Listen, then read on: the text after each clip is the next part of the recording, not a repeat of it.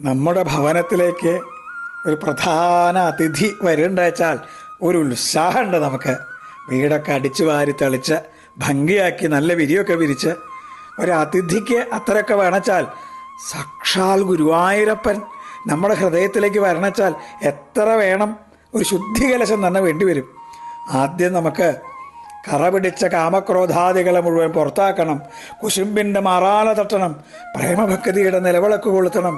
പ്രണവമന്ത്രം കൊണ്ട് കുരവേടണം. സ്നേഹം കൊണ്ട് നാഴിയരി പടച്ചോറ് കണ്ണാന്ന് പറഞ്ഞ് കണ്ണനായിട്ട് വെക്കണം. അപ്പോൾ കാണാം നമ്മുടെ ഹൃദയത്തിൻ്റെ പടിപ്പുരയിൽ ഭഗവാന്റെ ഒരു എഴുന്നള്ളത്തുണ്ട്.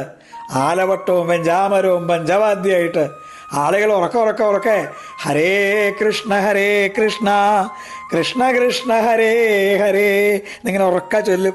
ആനപ്പുറത്ത് ഇളകിയാടി നമ്മുടെ ഗുരുവാ